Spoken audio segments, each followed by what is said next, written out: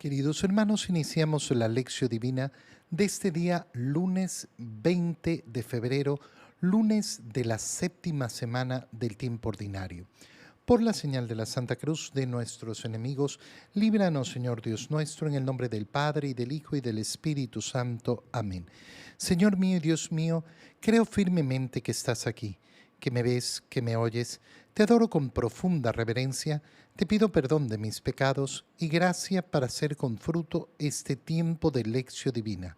Madre mía Inmaculada, San José, mi Padre y Señor, Ángel de mi guarda, interceded por mí. En este día, lunes, en la primera lectura, leemos el libro del Siráside, capítulo 1, versículos 1 al 10. Toda sabiduría proviene del Señor y está con Él eternamente. ¿Quién puede contar las arenas de la playa, las gotas de la lluvia o los días de los siglos? ¿Quién puede explorar la altura del cielo, la extensión de la tierra y la profundidad de los abismos? Antes que cualquier otra cosa fue creada la sabiduría y la luz de la inteligencia desde la eternidad. ¿A quién se le ha revelado la fuente de la sabiduría? ¿Quién ha conocido sus recursos inagotables? Uno solo es sabio, temible en extremo, el que está sentado en su trono, el Señor. Él creó la sabiduría, la contempló y la midió. La ha derramado sobre todas sus obras y sobre todos los hombres según su generosidad. La ha derrochado entre aquellos que lo aman. Palabra de Dios. En esta primera lectura del libro del Siráside se nos hace reflexionar sobre la sabiduría que proviene de Dios. La sabiduría proviene de Dios. La sabiduría es algo que debe anhelar y desear el corazón. Sí, por supuesto. A pesar de que vivimos en una cultura donde lamentablemente a veces parece que se insistiría en vivir en todo el contrario a la sabiduría, donde efectivamente vemos tanto comportamiento que no podemos sino calificar de idiota. Y vemos efectivamente un deseo por quedarnos en la ignorancia, por quedarnos ahí. La ignorancia, no hablo de aquella persona que por falta de recursos, por falta de oportunidades, no ha podido estudiar, sino de esa sabiduría que va mucho más allá de leer un libro o no leer un libro, de la sabiduría de saber vivir, vivir de acuerdo a los preceptos del Señor. Y vemos efectivamente cómo el mundo hoy en día es sumamente contrario a la sabiduría, pero tiene la pretensión de ser sabio, de creer que sabe mucho. Y este es un camino que siempre lleva al hombre al abismo. ¿Por qué? Porque al final, cuando creemos que tenemos un mundo tan sabio, vemos cómo los seres humanos se sienten ignorantes y se sienten efectivamente que se les ocultan tantas cosas. Por eso es que siempre hay en la sociedad hoy en día esa idea de que alguien tiene un complot. Alguien tiene un complot contra mí, las teorías de la conspiración, que no me interesa si son ciertas o no son ciertas, es lo que siente el corazón humano. Por tanto, lo que tenemos que darnos cuenta es, mi corazón anhela sabiduría, sí o no. Sí o no. ¿Quiero la sabiduría o quiero vivir en la oscuridad? ¿Quiero vivir en la ignorancia? ¿Quiero vivir en la frivolidad, en la superficialidad, que es un síntoma grave de la falta de sabiduría? La sabiduría proviene del Señor. Por tanto, si mi corazón anhela, desea, quiere sabiduría, ¿dónde la tengo que buscar? En Dios. Está con Él eternamente. Y después nos recuerda el libro del Siráside, ¿quién puede contar las arenas de la playa, las gotas de la lluvia, los días de los siglos? ¿Quién puede explorar la altura del cielo, la extensión de la tierra, la profundidad de los abismos? Nosotros creemos, tenemos la pretensión de que tenemos un enorme conocimiento del universo, que hemos logrado dominar tanto, cuando en verdad es todavía muy absurdo y muy pequeñito nuestro conocimiento. Cada vez que contemplamos la enormidad, tanto hacia lo grande como hacia lo pequeño, el abismo con el que nos encontramos es verdaderamente inalcanzable, verdaderamente inalcanzable. ¿Y esto por qué es así? ¿Por qué el hombre no logra mayor sabiduría y mayor conocimiento? Porque hay que recordar lo pequeños que somos, porque hay que recordar lo insignificantes que somos, porque hay que recordar que nuestra vida en este mundo es un soplo. Si en cambio yo creo que domino, bueno, entonces no busco la sabiduría, porque creo que ya la tengo, cuando en verdad lo único que estoy haciendo es engañándome a mí mismo. Antes que cualquier otra cosa fue creada la sabiduría. Antes de crear el mundo, ¿qué es lo que hay? La sabiduría de Dios. Esta es una idea preciosa. ¿Por qué? Porque se nos indica cómo todo lo creado ha sido creado con sabiduría, con inteligencia. El primer modo de conocer a Dios es el modo natural. Y el modo natural en que el hombre se acerca a Dios es justamente contemplando la creación y viendo lo que es inevitable de ver, que la creación es inteligente. Pero resulta que la creación no es una persona, por tanto no puede ser inteligente ella, que significa que aquel que la ha creado con sabiduría, la ha creado con inteligencia. Y la luz de la inteligencia está, por tanto, desde la eternidad. ¿A quién se le ha revelado esa fuente de la sabiduría? ¿Quién ha conocido sus recursos inagotables? No, ninguno. Uno solo es sabio, temible en extremo, es el Señor. El Señor es el único sabio. Por eso esa frase que debe estar permanentemente en nuestra oración, buscando la humildad necesaria para nuestra vida, es: Señor, tú sabes más. Si yo no sé reconocer esto, entonces siempre voy a querer formar mi propio camino de acuerdo a mi supuesta sabiduría. La sabiduría no solo la ha creado el Señor, sino que la ha derramado sobre todas sus obras y sobre todos los hombres según su generosidad. Esta idea que decíamos, podemos contemplar la sabiduría de Dios en la creación. Cuando nosotros nos damos cuenta de que el plan de Dios es el mejor, de que las cosas como Dios las ha querido, como Dios las ha estipulado, son lo mejor. Oye, qué distinto es el mundo, qué distinta es la vida de cada uno de nosotros. Contemplar, por ejemplo, cómo el Señor ha querido formar al hombre y a la mujer para que se unan en matrimonio, para que sean una sola carne. Esto que es tan fácil de observar, porque es algo propio de la naturaleza, de la creación, de cómo han sido creadas las cosas. En la medida que la sociedad se vuelve en contra de esto, ¿qué es lo que tenemos? La sabiduría de ver efectivamente que el pecado no me va a conducir nunca a la felicidad. Parece que da felicidad, pero nunca dura. ¿Qué se necesita para tener esta sabiduría? Simplemente contemplar. ¿Qué es lo que me va a dar una vida en el pecado, una vida en la desobediencia a las leyes del Señor? Nada.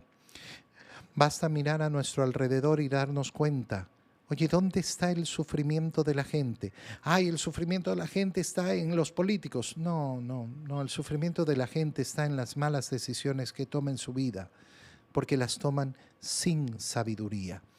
En la lectura del Evangelio, leemos el Evangelio de San Marcos, capítulo 9, versículos 14 al 29. En aquel tiempo, Cuando Jesús bajó del monte y llegó al sitio donde estaban sus discípulos, vio que mucha gente los rodeaba y que algunos escribas discutían con ellos. Cuando la gente vio a Jesús, se impresionó mucho y corrió a saludarlo. Él les preguntó: ¿de qué están discutiendo? De entre la gente uno le contestó: Maestro, te he traído a mi hijo que tiene un espíritu que no lo deja hablar. Cada vez que se apodera de él lo tira al suelo y el muchacho echa espumarrajos, rechina los dientes y se queda tieso. Les he pedido a tus discípulos que lo expulsen, pero no han podido. Jesús les contestó: gente incrédula. ¿Hasta cuándo tendré que estar con ustedes? ¿Hasta cuándo tendré que soportarlos? Tráiganme al muchacho. Y se lo trajeron.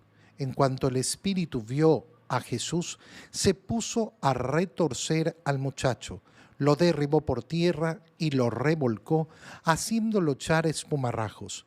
Jesús le preguntó al padre: ¿cuánto tiempo hace que le pasa esto? Contestó el padre: desde pequeño, y muchas veces lo ha arrojado al fuego y al agua para acabar con él. Por eso, si algo puedes, ten compasión de nosotros y ayúdanos. Jesús le replicó: ¿qué quiere decir eso de si puedes? Todo es posible para el que tiene fe. Entonces el padre del muchacho exclamó entre lágrimas: creo, Señor, pero dame tú la fe que me falta. Jesús, al ver que la gente acudía corriendo, reprendió al espíritu inmundo diciéndole: espíritu mudo y sordo, yo te lo mando, sal de él y no vuelvas a entrar en él. Entre gritos y convulsiones violentas salió el espíritu. El muchacho se quedó como muerto, de modo que la mayoría decía que estaba muerto. Pero Jesús lo tomó de la mano, lo levantó y el muchacho se puso de pie.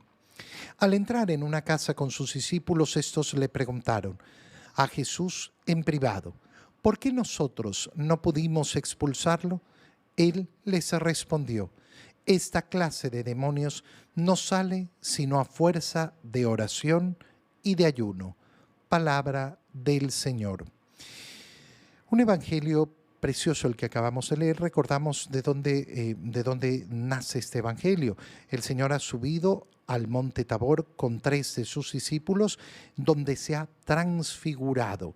Cuando baja del monte, llega donde estaban sus discípulos y había mucha gente y algunos escribas también discutiendo. ¿De qué están discutiendo?, les pregunta, y entonces aparece el padre de este joven que está endemoniado. Maestro, te he traído a mi hijo. Tiene un espíritu que no lo deja hablar, que le hace mucho daño. Lo he presentado a tus discípulos para que lo liberen y no han podido expulsarlo. Y entonces viene la respuesta de Jesús, que es una respuesta muy llamativa. Fíjate bien: gente incrédula, ¿hasta cuándo tendré que estar con ustedes? ¿Hasta cuándo tendré que soportarlos? Son unas palabras sumamente duras del Señor y tenemos que saber entenderlas. ¿Por qué está aparentemente enojado Jesús con lo que le están presentando? Hemos visto a lo largo del Evangelio cuántas veces le llevan enfermos, le llevan endemoniados, cómo el tema de los endemoniados ha sido constante desde el inicio de la predicación del Señor, cómo los demonios salen de las personas, cómo efectivamente no se resisten ante la presencia de Jesús, cómo quieren clamar además que es el Hijo de Dios. Hemos tenido escenas tremendas donde una legión de demonios salió de un hombre para ir a llenar una piara de cerdos. Entonces, ¿por qué el Señor se muestra de una manera tan dura en este momento? Bueno, en primer lugar, vemos cuál es la pregunta que le hace el Señor. ¿Desde cuándo le pasa esto? Y el padre le contesta: desde pequeño. Desde pequeño. Entonces la responsabilidad no es del niño. No es de ese niño que ahora creció y ha seguido con ese problema. La responsabilidad viene de los papás.